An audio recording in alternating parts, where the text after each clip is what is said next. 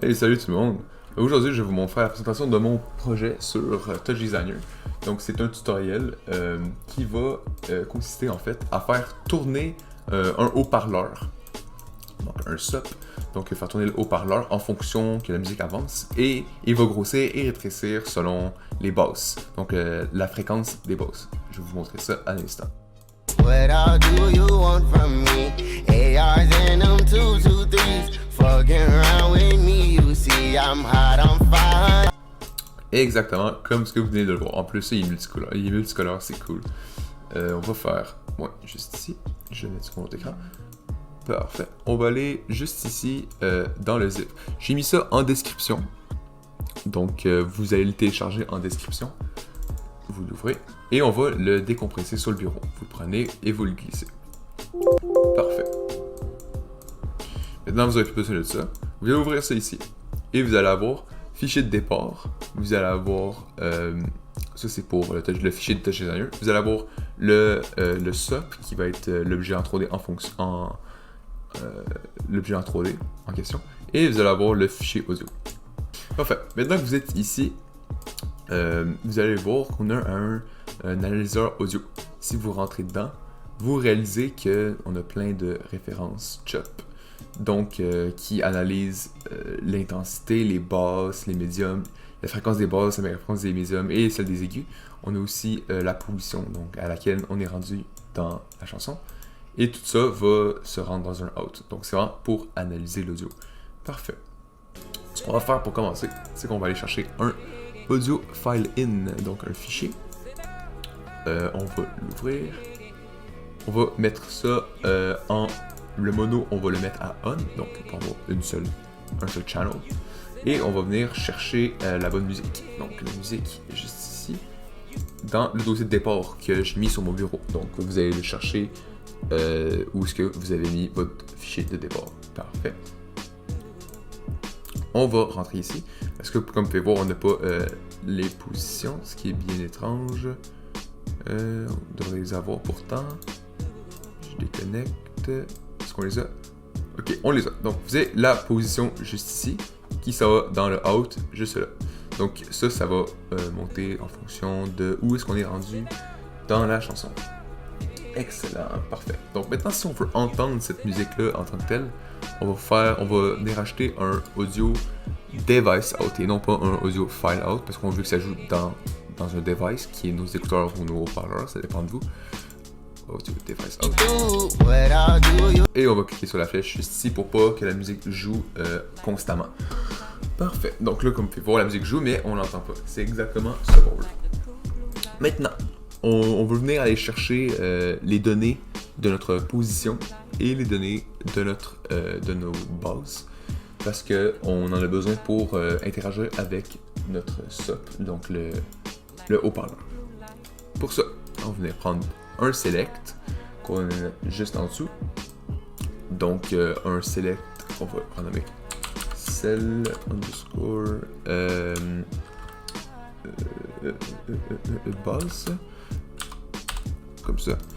Et vous allez cliquer juste ici et vous allez dans audio file in. Là, on est bien sur paramètres. Juste ici, on va aller dans channel name et vous allez le renommer bass avec cette orthographe bien précisément, puisque c'est l'orthographe qui est juste ici. Parfait. Donc, comme vous pouvez voir, on a les mêmes données ici et ici. Très bien. On va faire la même chose pour notre position. On va aller juste ici. Channel name. On va le renommer position avec cette orthographe-là. P-O-S-I-T-I-N. Je laisse comme ça ici. Et on a la position. Parfait. Tout va bien. On va venir récupérer les données juste ici dans des maths. Maintenant, ce qu'on va faire, on va venir regarder donc les fréquences des basses. Pour ça, on va venir prendre un trail juste ici. Comme vous pouvez voir, les basses montent et descendent en fonction des bruits que ça fait. Vous pouvez voir que ça monte au-dessus de 20 et ça va juste... on peut s'imaginer que barre de point 0,4 juste ici. Donc c'est entre 0,2 et 0,4 environ, je dirais, que la base monte et descend. La partie importante de la base qu'on veut pour faire augmenter la taille et la rétrécir de notre speaker. Donc, parfait. Maintenant qu'on sait ça, on va venir chercher un mat. Juste ici. Et on va aller dans Range. Juste ici. Et on veut convertir, en fait, des données sous une autre forme. Donc, nous, on va venir prendre seulement ce qui est autour de 0,2 et 0,4. Donc, comme je l'ai dit, excusez-moi, comme je l'ai dit juste ici, 0,2 à 0,4 en haut ici. Donc, chaque fois que ça va monter en haut de tout ça, on veut une valeur qui va être au-dessus de 0. Ça, en fait, ça va être une valeur de 1 à 1,5. Donc, pourquoi 1 à 1,5? 1, parce que ça va être la scale. Donc, on veut pas un scale de 0. On veut pas que notre speaker soit 0 de grandeur. On veut en fait qu'il y ait une grandeur de 1, puis il va grandir. Et il va revenir à 1, il va grandir, etc., etc. C'est pour cette raison. Donc, on va delete ça, on n'en a plus besoin. Même chose en haut. Un petit peu différent cette fois-ci. On va venir prendre ça ici. Clic milieu. On va faire un mat qui est juste là.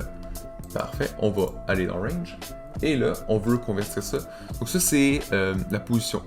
Okay. C'est un chiffre entre 0 et 1. Donc on va faire de 0 à 1 à 0 à 360. Parce qu'on veut que notre speaker il tourne sur lui-même. Donc sur 360 degrés au fur et à mesure que la chanson avance. Très bien. Jusqu'à maintenant, tout va bien. On va venir cliquer ici, clic milieu. On va venir chercher un autre select, juste ici. Donc, pour pouvoir le redistribuer dans notre géo plus tard, qui va être notre forme. On va cliquer ici. Et on va aller chercher un autre select, juste là. Comme ça. Vous pouvez voir que là, on a sélectionné nos deux. On va cliquer ici. Parfait. Maintenant, on va venir ajouter un, dans Comp cette fois-ci, on va venir ajouter un géo, donc une géométrie. Et voilà. On va venir chercher une caméra. Et voilà. Et on va venir chercher une lumière. Donc, pour pouvoir voir le projet avec la caméra, pour pouvoir éclairer le projet avec la caméra. Et on va venir en dernier mettre un top pour render ici. Et voilà, donc là vous pouvez voir que les flèches sont rajoutées. Ça veut dire que tout va bien. Si c'est comme ça, tout marche. Vous voyez qu'on a un torus ici. Donc nous, ce qui nous intéresse, c'est pas vraiment le torus en question. Nous, ce qu'on veut, c'est le haut-parleur. Donc, ce que vous allez faire, c'est que vous allez ouvrir le fichier de départ. Et voilà, juste comme ici. Vous allez prendre ce qui est marqué speaker.fbx. Vous allez le glisser juste ici. Parfait. Donc, comme vous pouvez voir, le speaker est apparu. Mais on a encore le torus ici qui est un petit peu gênant. On va rentrer dedans. Et comme vous pouvez voir, surprise, le torus est là. On va le delete avec la touche delete. Tout va bien jusqu'à présent. Vous pouvez voir que c'est un petit peu zoom in, si on peut dire ça comme ça. Si on veut plus avoir un aperçu au total, cliquez sur le viewer, active la caméra. Maintenez clic milieu. Et bougez votre souris jusqu'à temps que vous ayez le speaker au complet. Donc vous pouvez le voir au complet. Parfait. Maintenant, on va cliquer sur Géo. Et comme j'ai dit plus tard, avant, on veut que la position, on va le renommer ici, select pose. Et ici, en fait, on va tout renommer nos boîtes pour qu'on se retrouve mieux. Donc, select pose. On va le renommer.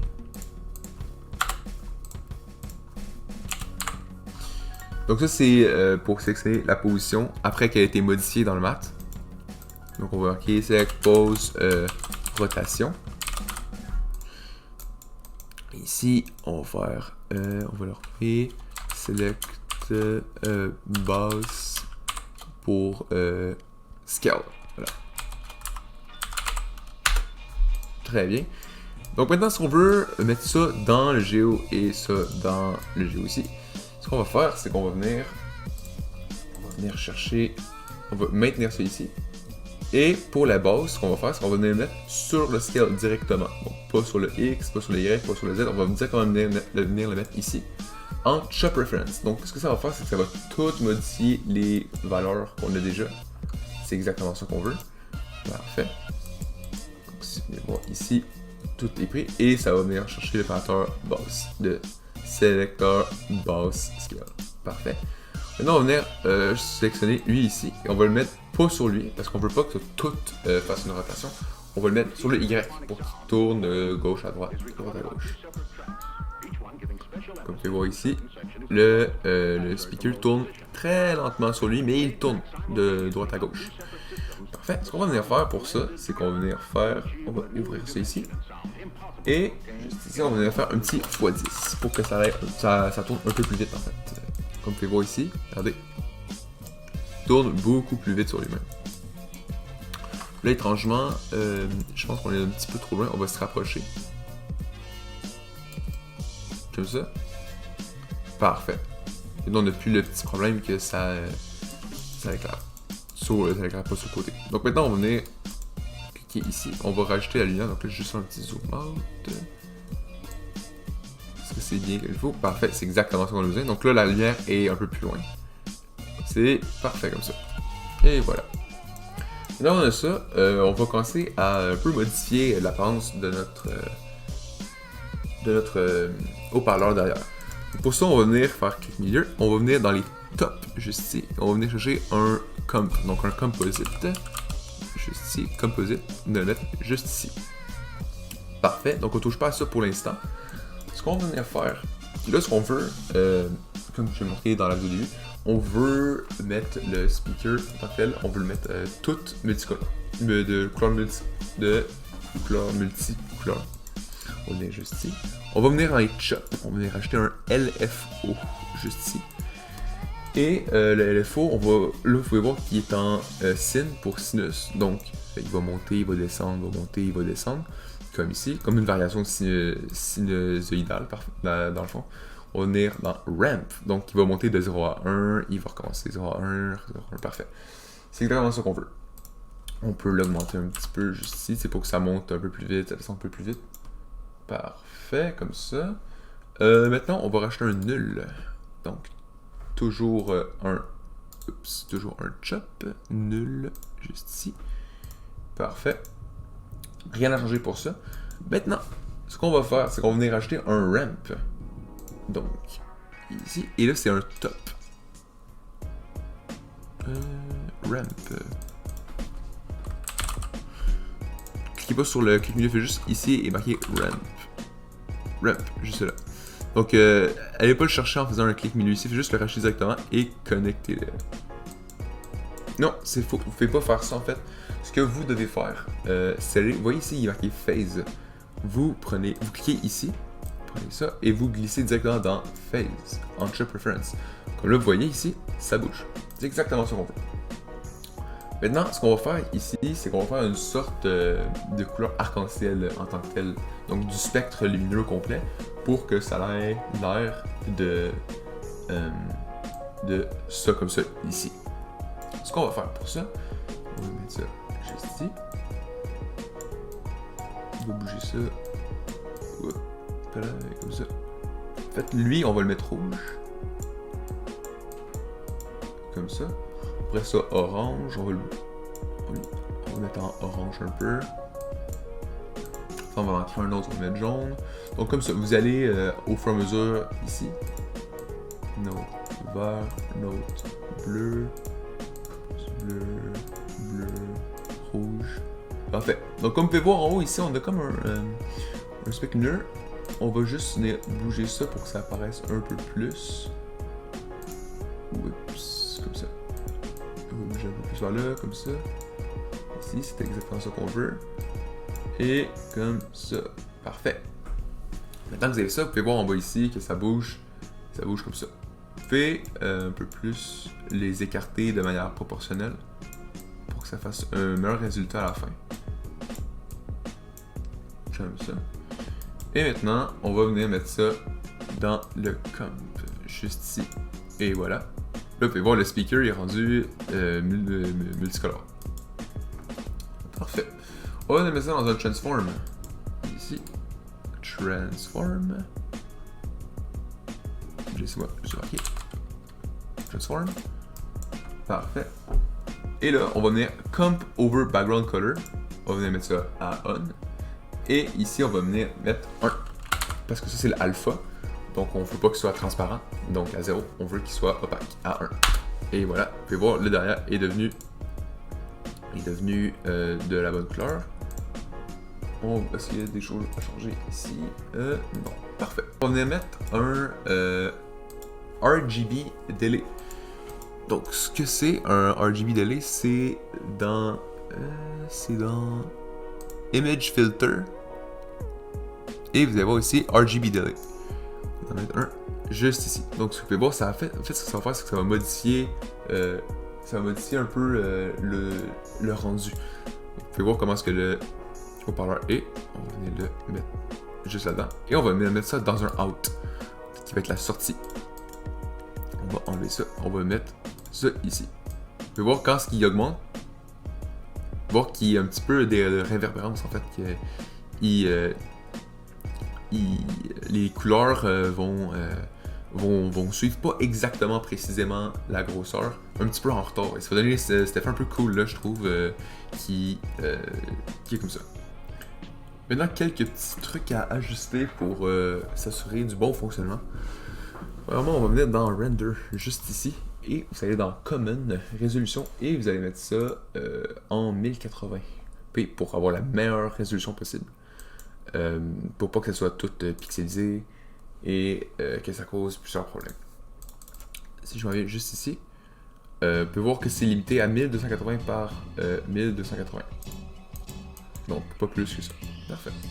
Si on vient ici, on va aussi utiliser une résolution. Donc, à place d'être comme ça, on va venir juste ici en 1080p. Donc, pour avoir un meilleur un spectre avec une meilleure résolution en fait, pour que ça puisse capter une meilleure résolution, pas juste toutes les résolutions. Donc là, vous pouvez voir que le speaker, à place qu'il soit toutes les couleurs en même temps, il est seulement certaines couleurs à la fois. Donc, parfait. Si on le met à 250, comme d'habitude.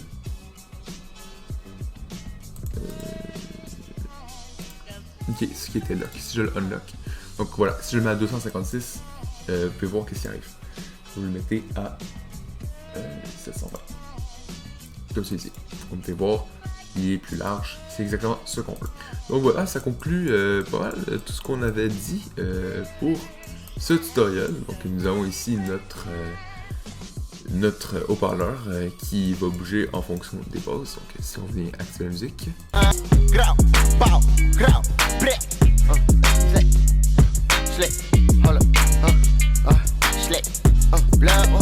Vous pouvez voir qu'il bouge selon les bases et qu'il tourne au fur et à mesure que la musique avance.